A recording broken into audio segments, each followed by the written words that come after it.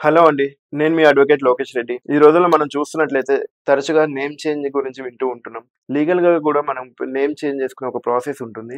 జనరల్‌గా ఏంటంటే కొత్తగా మ్యారేజ్ అయినప్పుడు అమ్మాయిలు పుట్టింటి పేరు తీసేసి అత్తగారింటి పేరు పెట్టుకోవడం గాని, లేకపోతే కొంతమంది వాళ్ళ క్యాస్ట్ నేమ్‌ని రెడ్డి అని, నాయుడు అని, కమ్మ అని, తర్వాత యాదవ్ అని, గౌడ్ అనేసి ఇట్లా క్యాస్ట్ నేమ్‌ని యాడ్ చేసుకోవటం గాని, తర్వాత ఆస్ట్రాలజీ ప్రకారం, న్యూమరాలజీ ప్రకారం పేర్లో అక్షరాలు చేంజ్ చేసుకోవటం గాని, ఇలా చూస్తూ ఉంటే పలు సందర్భాలలో నేమ్ చేంజ్ చేసుకునే వాళ్ళు చూస్తూ ఉంటున్నాం.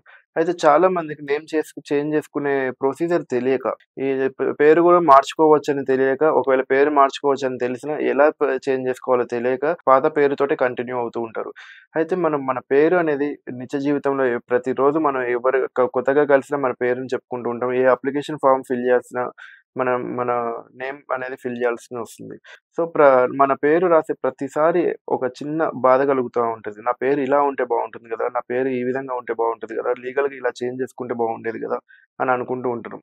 అయితే దీనికి మనం గెజిట్ పబ్లికేషన్ వేసుకోవటం ద్వారా మీ నేమ్‌ని లీగల్‌గా చేంజ్ చేసుకోవచ్చు.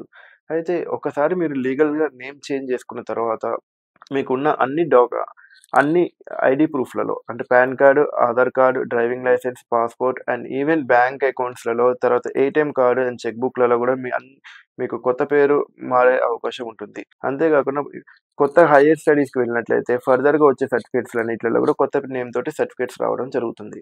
సో, ఈ ప్రాసెస్ మొత్తానికి మీకు ఒక 30-45 డేస్‌లో కంప్లీట్ అవుతుంది. మీరు సెంట్రల్ గెజిట్ పబ్లికేషన్ చేయించుకోవడం ద్వారా ఈ ప్రాసెస్‌ని పూర్తి చేసుకోవచ్చు. దగ్గరలో ఉన్న అడ్వకేట్‌ని మీరు కాంటాక్ట్ చేసినట్లయితే నేమ్ చేంజ్ ప్రొసీజర్ గురించి మీకు క్లియర్‌గా డీటెయిల్స్ తెలుస్తాయి.